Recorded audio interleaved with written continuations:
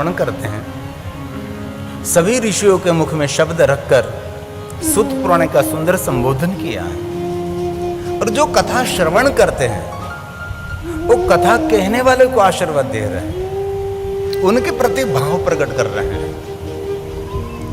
कथा कहने वाला आशीर्वाद नहीं, कथा सुनने वाला आशीर्वाद दे रहा है। और शिव महापुराण कथा का प्रारंभ हो रहा है। सम्य गुप्त स्तव्या लिंग। हे सुत पुराण जी, चिरंजीवो धन्य स्तवम शिव भक्तिमान। आप धन्य हैं। क्यों? आप महादेव के भक्त हैं, इसीलिए आप धन्य हैं।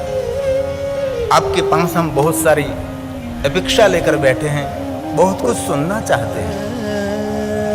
सभी महात्माओं ने, सभी ऋषियों ने सुंदर प्रश्न किया है और संवाद स्वरूप प्रश्न है, विवाद स्वरूप प्रश्न नहीं है। सुत का सुंदर संबोधन हुआ है। सूत सूत चिरंजीव धन्यस्तवं शिव भक्तिमान। जितने महादेव के भक्त हैं वो धन्य है। कोई भी जाति का, कोई भी ज्ञाति का, कोई भी वर्ण का, कोई भी देश का, कोई भी वेश का, कोई भी मनुष्य जो महादेव का भक्त है वो प्रणम्य है। इसीलिए सभी महात्माओं ने कहा आप धन्य हैं। सम्य गुप्त स्तव्या लिंग। अभी तक जो कथा प्रकाशित नहीं हुई, जिन कथा श्रवण करने मात्र से इसी समय फल मिलता है। आज कथा श्रवण करी और कल फल मिला, ऐसा नहीं। जिन समय कथा श्रवण की इसी समय फल मिला, ऐसा भाव प्रकट किया है। सम्य गुप्त स्तव्या लिंग महिमा सफल प्रद महिमा सफल प्रद। यही सुत पुराण जी, हमारे एक प्रश्न है, इस प्रश्न का निवारण करें आप। सुंदर प्रश्न किया, अहंकार युक्त प्रश्न नहीं, कुछ जिज्ञासा व्यक्त प्रश्न है, कुछ जानना चाहते हैं। सभी ऋषियों ने गाया, हे सुत पुराण जी, वेद मंत्रे तु सर्वत्र। हे सुत पुराण जी, पूरे विश्व में सभी स्थानों पर विश्व के सभी देवी देवताओं की पूजा मूर्ति स्वरूप में करते हैं। वैर मात्र तो सर्वत्र। वैर का अर्थ होता है मूर्ति, प्रतिमा, आकार। क्या कहा? पूज्यन्ते देवता गणा। और देवगणों की पूजा मूर्ति स्वरूप में करते हैं। परंतु भगवान शिव की पूजा दो परंपरा से क्यों हो रही है? सुंदर प्रश्न है। भगवान शिव की पूजा हम दो प्रकार से करते हैं, दो पद्धति से करते हैं। लिंग वेरे च सर्वत्र कथं संपूज्यते शिव। कथं? कथं संपूज्यते शिव। भगवान शिव जी की पूजा मूर्ति स्वरूप में भी करते हैं और भगवान शिव की पूजा हम लिंग स्वरूप में भी करते हैं। हम सभी जानते हैं विश्व में सभी देवी देवताओं की पूजा हम मूर्ति में करते हैं, प्रतिमा में करते हैं। परंतु भगवान शिव जी की पूजा हम लिंग स्वरूप में भी करते हैं और मूर्ति स्वरूप में भी करते हैं। कथम? क्यों? उसका कारण क्या है? तब सुत पुराण ने कहा, हे महात्माओं, नान्योस्ति। कोई महापुरुष भी आपके प्रश्न का प्रत्युत्तर नहीं दे सकता, लेकिन आपने मुझे जो प्रश्न किया है वो पुण्य देने वाला है और महा अद्भुत प्रश्न है और अहोभाव प्रकट करने वाला प्रश्न है। लेकिन आपके प्रश्न का प्रत्युत्तर अत्र वक्ता महादेवो, भगवान शिव जी आपके प्रश्न का प्रत्युत्तर दे सकते हैं। आपने जो प्रश्न किया है ये पुण्य देने वाला प्रश्न है और अहोभाव प्रकट करने वाला प्रश्न है। सूत पुराण जी ने कहा, हे महात्माओं, अहो मुनीश्वर पुण्यम प्रश्नमेतन्महाद्भुतम्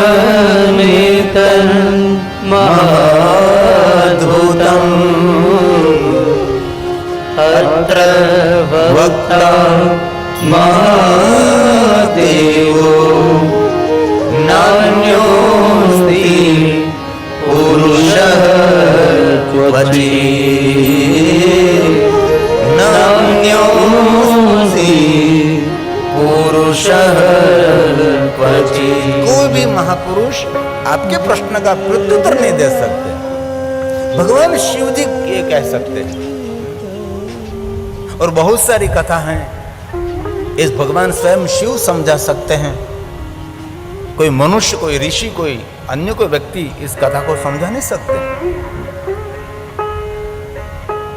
महात्माओं, आपने जो मुझे प्रश्न किया है ये प्रश्न अधूरा है। अरे जवाब तो अधूरा हो सकता है, प्रश्न भी अधूरा कैसे हो सकता है? आपने मुझे पूछा कि भगवान शिव की पूजा मूर्ति स्वरूप में भी करते हैं, भगवान शिव जी की पूजा लिंग स्वरूप में भी करते हैं, लेकिन आपको याद होना चाहिए भगवान शिव की पूजा दो परंपरा से नहीं। भगवान शिव जी की पूजा तीन परंपरा में होती है। निराकार प्रतीक भगवान महादेव का लिंग स्वरूप का पूजन करते हैं और आकार के प्रतीक भगवान शिव जी की मूर्ति की पूजा करते हैं। और आपको याद होना चाहिए नाद स्वरूप भगवान शंकर जी की नाद लिंग में उपासना होती है। भगवान शिव जी आकार भी है, निराकार भी है, ओमकार है, निर्विकार है, सकल है, निष्कल है, सगुण है, निर्गुण है। इसलिए आकार और अवतार स्वरूप में भगवान शिव जी की पूजा रहते हैं। मूर्ति में, आकार और अवतार में, प्रतिमा के स्वरूप, जिनकी प्रतिमा हम देख सकते हैं, जिनकी प्रतिमा हम निर्माण कर सकते हैं, जिनका श्रृंगार कर सकते हैं, उसको मूर्ति पूजा। और निराकार प्रतीक में, निष्कल प्रतीक में भगवान महादेव का निराकार प्रतीक हम भगवान महादेव का शिवलिंग पूजन करते हैं। लेकिन जब लिंग स्वरूप की कल्पना नहीं हुई थी और मूर्ति पूजा की कोई कल्पना नहीं हुई थी, इससे पहले हमारे योगी महापुरुष भगवान शिव जी का नाद स्वरूप में आराधन करते थे। ये मूल परंपरा है। हमने शिवलिंग की कोई कल्पना नहीं की थी और मूर्तियों की कोई कल्पना नहीं हुई थी। इससे पहले विश्व के सभी ऋषि मुनि सिर्फ ओमकार का नाद करके भगवान शिव की उपासना करते थे।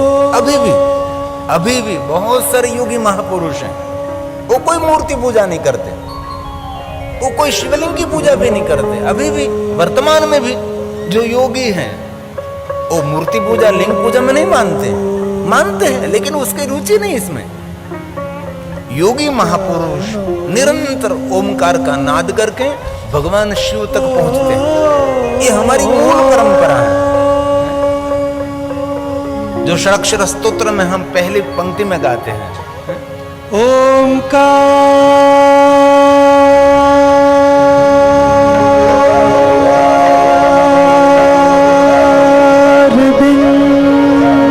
ये हमारी मूल परंपरा है। ओमकार बिंदु संयुक्तम नित्यम ध्यायन्ते, ये हमारी मूल परंपरा। ओंकार बिंदु संयुक्तम। अभी भी वर्तमान में भी बहुत सारे योगी हैं, ये सिर्फ ओमकार का नाद करते हैं, अ, उ और म। अभी मनोविज्ञान ने भी जाहिर कर दिया कि ओमकार के नाद करने से आपकी मनोवृत्ति सकारात्मक हो सकती है, आपकी विचारधारा सकारात्मक हो सकती है, आपका व्यवहार सकारात्मक हो सकता है और वो शारीरिक और मानसिक आपको बहुत सारा काम आपका हो सकता है। लेकिन आलसी लोग नहीं करते, कभी नहीं करते, थोड़े मिनटों के लिए भी नहीं करते। योगी महापुरुष ओमकार का नाद करके अपनी कामना की पूर्ति कर लेते थे।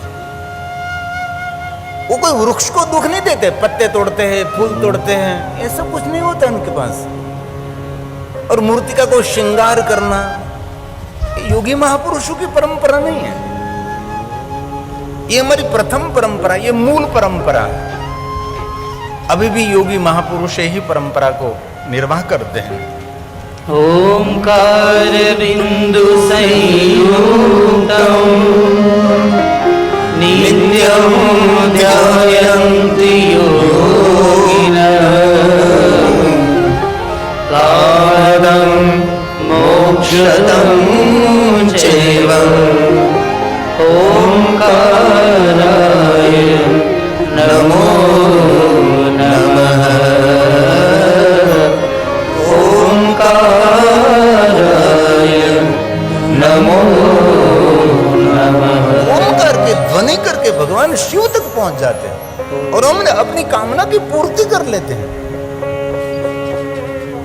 इसलिए सुबह में ब्रह्म मुहूर्त में प्रातःकाल उठकर ओम की ध्वनि करनी चाहिए।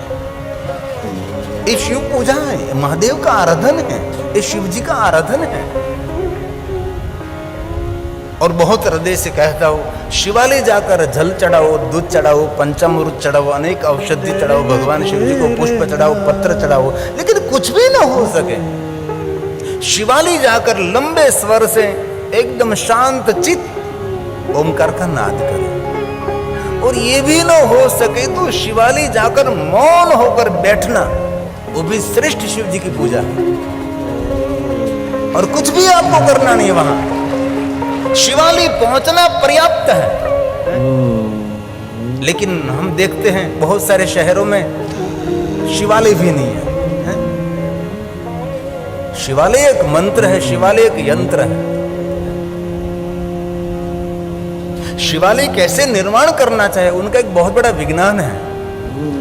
आप किसी को बांधकाम खाते वालों को दे दिया, ये ऐसा नहीं होता। उनका पूरा विज्ञान है शिवालय कैसे निर्माण होना चाहिए। हमारे गांधीनगर में हमारे डॉक्टर रामस्वरूप पुरी जी महाराज है, पूरे निष्णांत है, उनके अखाड़े के साधु है हमारे।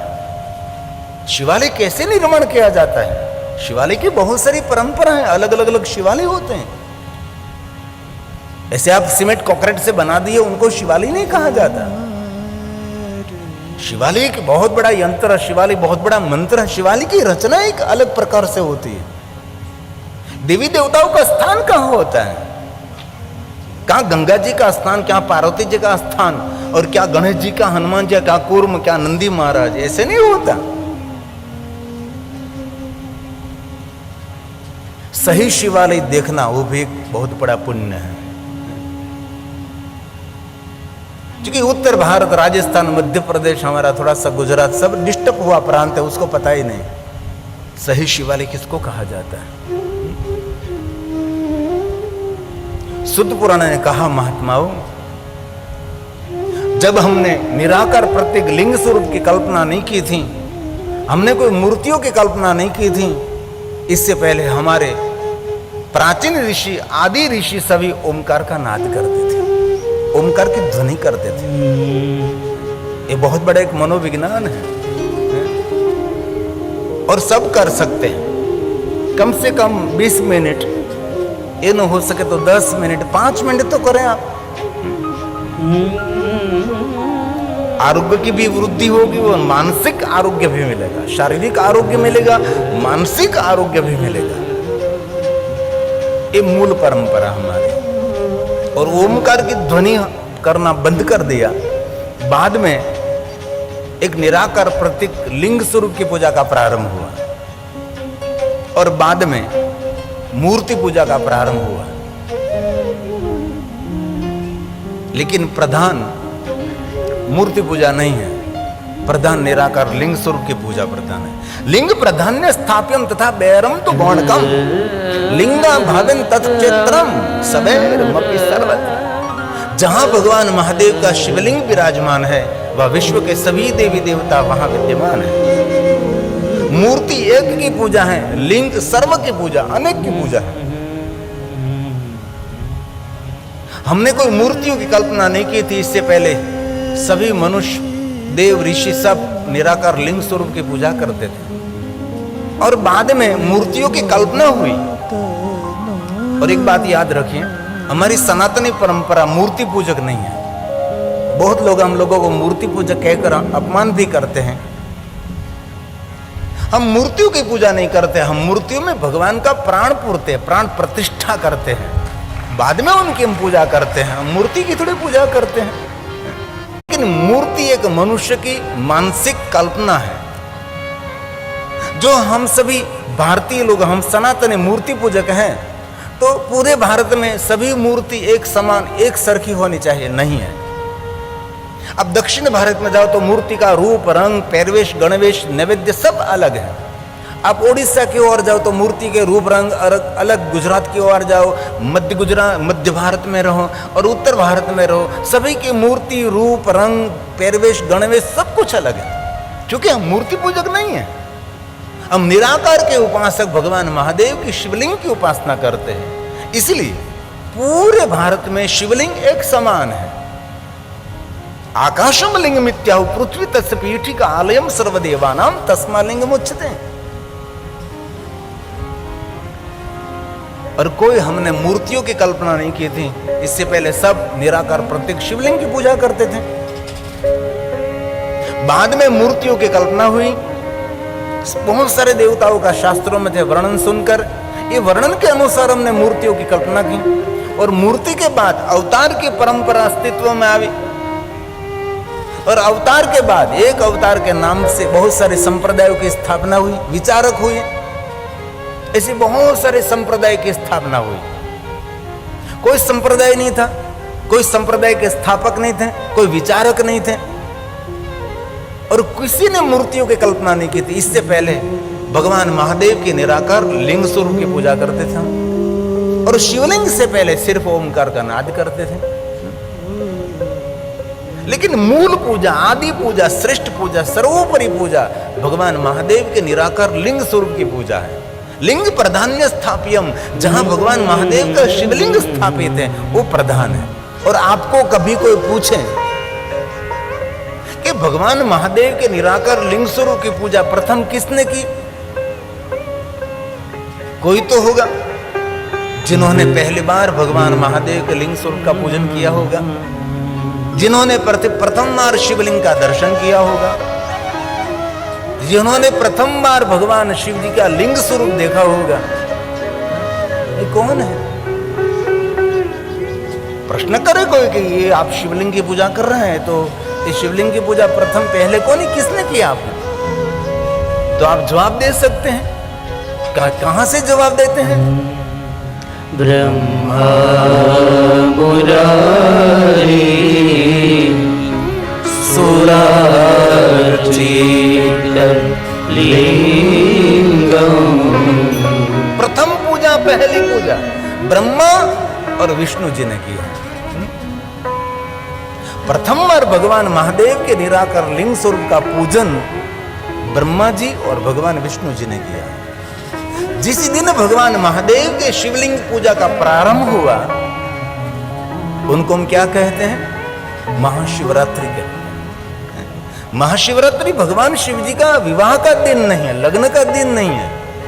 महाशिवरात्रि भगवान महादेव के शिवलिंग प्रागट्य का दिन है। इस दिन प्रथम बार भगवान महादेव के लिंग स्वरूप की पूजा का प्रारंभ हुआ था। इस शिवलिंग का प्रादुर्भाव का दिन है और भगवान शिव जी का कोई जन्मदिन नहीं है। भगवान शिव तो अजन्मा है, इसलिए महाशिवरात्रि भगवान शिव जी का जन्मदिन नहीं है। महाशिवरात्रि इस शिवलिंग की प्रागट्य का दिन है। इस दिन से भगवान महादेव के निराकार के प्रत्येक लिंग स्वरूप का पूजन का प्रारंभ हुआ है, उसको महाशिवरात्रि कहते हैं। तो ब्रह्मा और मुरारी ने दोनों ने मिलकर भगवान महादेव के निराकार लिंग स्वरूप का पूजन किया। तो प्रश्न ये उठेगा कि ब्रह्मा ने और विष्णु भगवान ने भगवान महादेव के निराकार लिंग स्वरूप का पूजन किया तो किस द्रव्यों से किया होगा? प्रश्न तो हो सकता है, जल से किया, गंगा जल से किया, दूध से, पंचामृत, किससे पूजन किया होगा? शिव जी की पूजा की कोई सामग्री तो होनी चाहिए ना। किस सामग्री से पूजा की होगी? ब्रह्मा जी ने, विष्णु जी ने। अब तो शिवलिंग प्रगति हो गया और शिव जी ने आज्ञा दे दी कि उसकी पूजा करो, तो कहां लेने के लिए गए होगे पुष्प? कहां लेने के गए पत्र? तो लिंगाष्टक की पहली पंक्ति में कहा ब्रह्मा और विष्णु ने भगवान महादेव का शिवलिंग पूजन किया। तो कैसे किया? निर्मल शोभित लिंगम। निर्मल भाव से भगवान महादेव का पूजन किया है। इस श्रेष्ठ महादेव की पूजा है निर्मल भाव। मन निर्मल नहीं है, भाव निर्मल नहीं है, और आप भगवान को दूध चढ़ा रहे हैं, जल गंगा जल चढ़ा रहे हैं, क्या अर्थ इनका होगा? इसलिए बहुत दिल से मैं कहना चाहता हूं, भगवान शिव जी को जल, गंगा जल, द्रव्य, सौभाग्य द्रव्य, अन्य अन्य द्रव्य चढ़ाओ न चढ़ाओ, लेकिन भगवान शिव के सामने हमारा भाव निर्मल होना चाहिए। वो सबसे बड़ी शिव पूजा है। लेकिन हमारा तो कोई भाव निर्मल है ही नहीं। कितनी सुंदर पंक्ति है, निर्मल भाषी, मन में कोई मल नहीं, मल रहित जीवन। ब्रह्मा और विष्णु ने भगवान शिव जी को अर्पण कर दिया। हमारा निर्मल जीवन भगवान हम आपको अर्पण करते हैं। ये शिव की पूजा है। और वास्तव में शिव पूजा का वर्णन किया गया भगवान विष्णु जी ने देवताओं के सामने किया कि पत्र चढ़ाओ, पुष्प चढ़ाओ, जल चढ़ाओ, गंगा जल चढ़ाओ, पंचामृत चढ़ाओ। ये जरूर भगवान शिव की पूजा, उसको क्रिया कहते हैं, क्रिया कहते हैं। लेकिन सच्ची शिव पूजा उनको कही जाते हैं। शिव शब्द का अर्थ है कल्याण। जिनके हृदय में जीव जंतु सबके प्रति संपूर्ण कल्याण का भाव उठे, वो 24 घंटे महादेव की पूजा कर रहा है। निरंतर शिव पूजा हो रही है, क्योंकि शिव जी की पूजा एक भाव है। शिव जी की पूजा कोई सामग्री नहीं है। अब शिव जी को इतनी छोटी दृष्टि से ले रहे हैं आप, जिनके मस्तक पर निरंतर गंगा जी विराज है और छोटी सी लोटी लेकर जा रहे, शर्म आनी चाहिए। जो भ्रुकुटी मात्र से जगत का सर्जन कर सकते, भवत भ्रू प्रणीता, अपनी भ्रू के इशारे मात्र से देवताओं को इतना वैभव दे सकते हैं, और आपके लिए इंतजार करते हो। आपको पुष्प, आप पुष्प चढ़ावे, आप बिल्व पत्र चढ़ावे, दूध चढ़ावे, आप दही चढ़ावे, पंचामृत चढ़ावे, ऐसे शिव है। लिंगाष्टक समझने जैसी बात है। हम कितनी छोटी दृष्टि से भगवान को हम देख रहे हैं, जरा सोचे तो सही। तो समग्र विश्व को सभी देने वाले उनको हम क्या दे सकते हैं? इसलिए भगवान शिव जी को देना है तो अपना निर्मल भाव दे दीजिए। किसी के प्रति राग द्वेष ईर्षा नहीं, किसी के प्रति हमारा मोह नहीं। ये शिव की पूजा कही गई है। शिव महापट ग्रंथ में जो विष्णु भगवान ने देवताओं के सामने जो वर्णन किया है, ये लिंगाष्टक की पहली पंक्ति है। आइए साथ में बोलेंगे। ब्रह्मा मुरारी सुरार्चित लिंगम निर्मल शोभित लिंगम। जो भगवान शिव जी को निर्मल भाव अर्पण करेगा, उनको क्या मिलेगा? क्या मिलेगा? उसका जवाब दे दिया। जन्म दुख विनाशन लिंगम तत्प्रणमामि सदा शिवलिंगम तत्प्रणमामि सदा शिवलिंगम। ये लिंगाष्टक है। लिंगाष्टक का अर्थ है सर्व शिवलिंगों की वंदना। उसको लिंगाष्टक कहा है। और कभी अवसर मिले तो महादेव के सन्मुख बैठकर लिंगाष्टक का पाठ करें।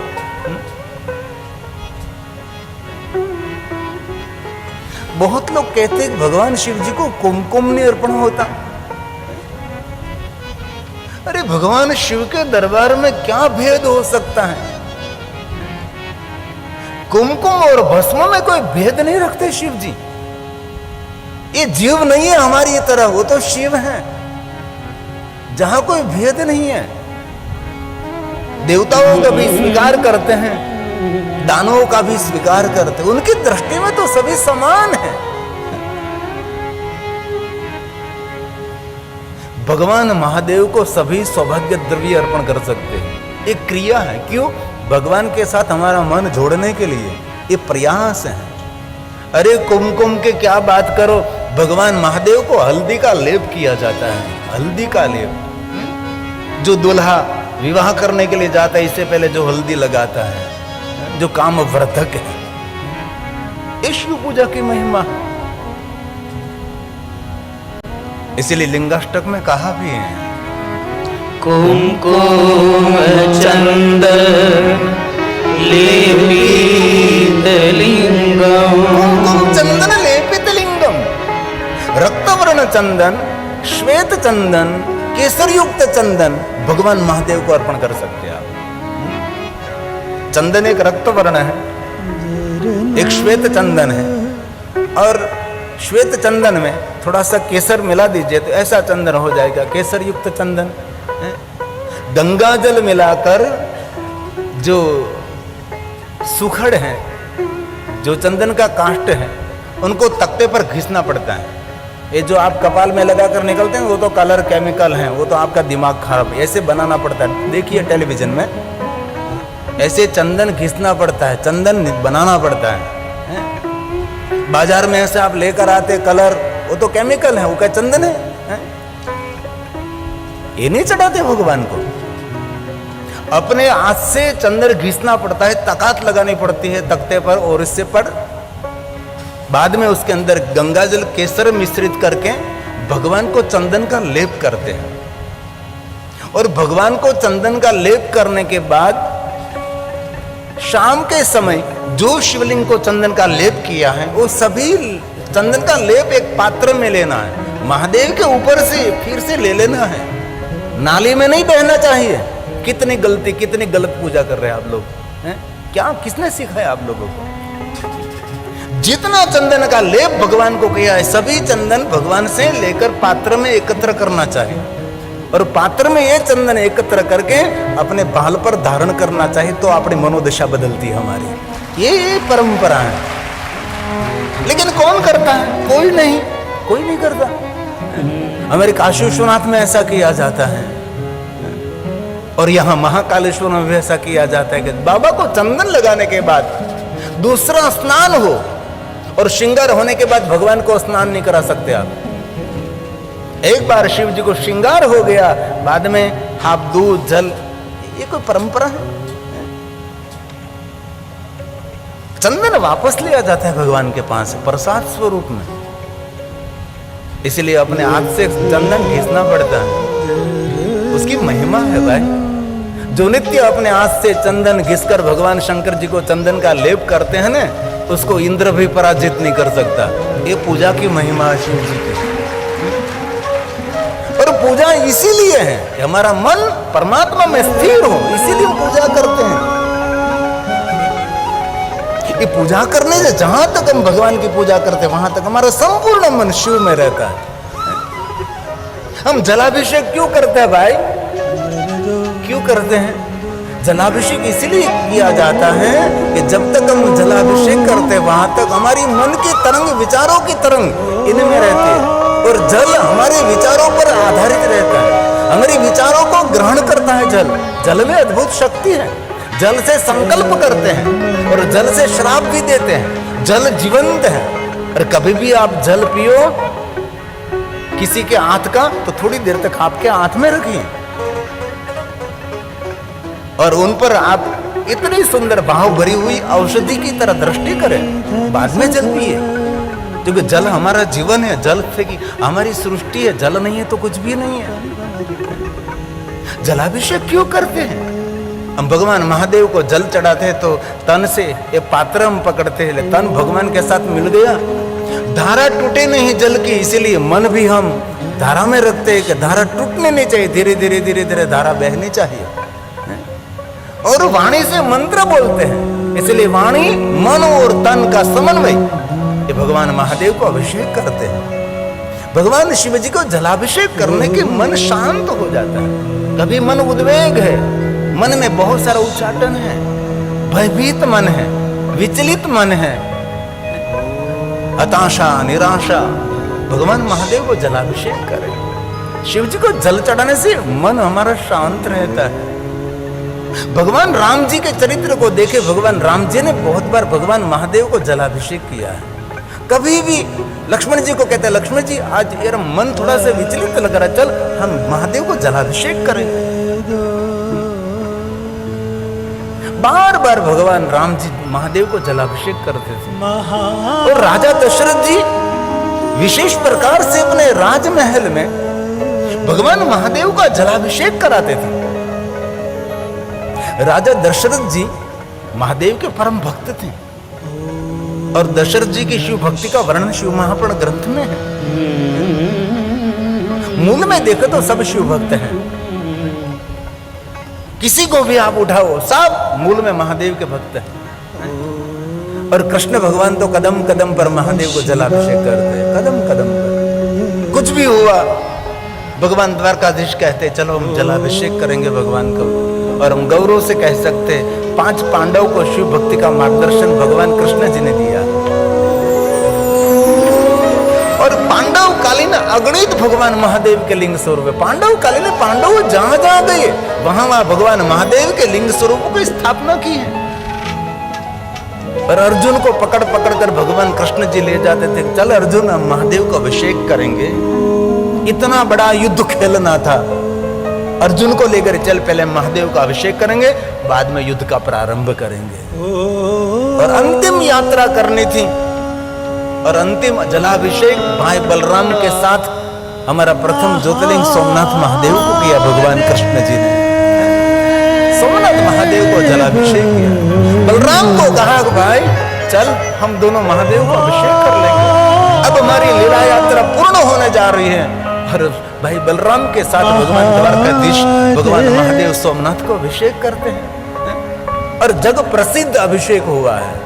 ओम नमो भुवा शर्वा रुद्र वरदाय पुष्पनापते सार्जुनम वासुदेव अर्जुन के साथ महादेव को अभिषेक करते हैं। नमो भवाय शर्वाय रुद्राय वरदाय च पशूनां पते नित्यं उग्राय च कपर्दिने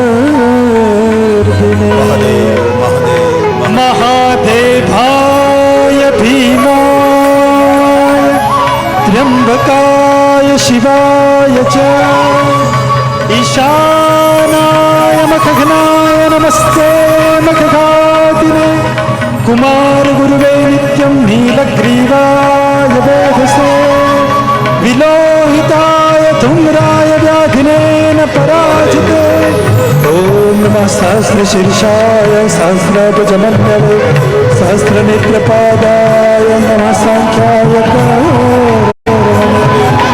नमो हिरण्यवर्णाय हिरण्यकवचाय च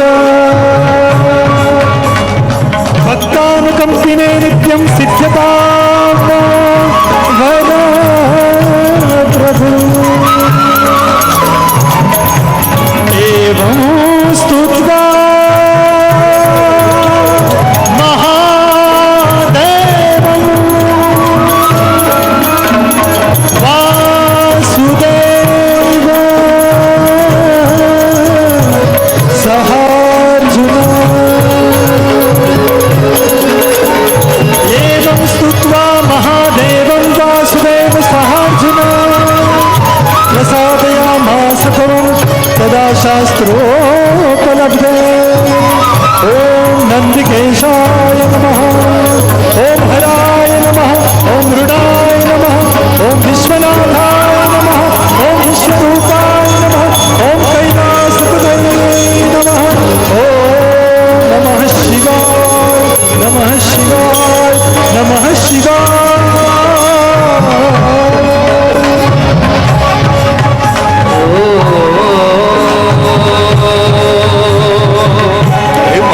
नमो नमस्ते सत्याय भूतानां प्रभवे नमः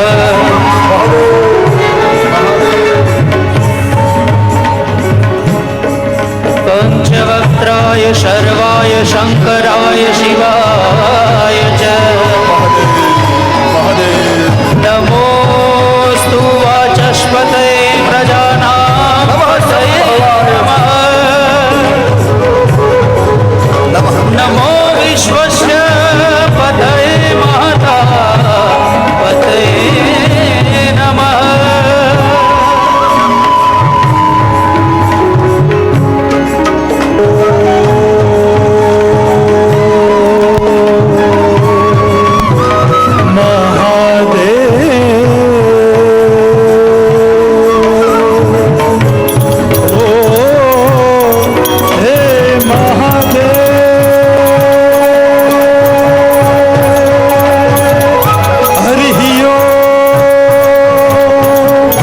नमस्ते रुद्रमन्यव उतो दैखवे नमः बाहुभ्यामुदते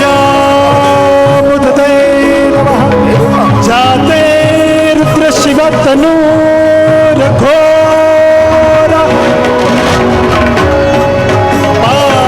पापकाशिनी दयानस्तन्वा शन्तमया गिरिशन्ताभिचारिषी सामिखुं गिरिशन्तस्ते विवर्गस्तवे शिवा गुरुमाहि कौशी गुरुखं जगता तन्मे मना शिवसङ्कल्पमस्तु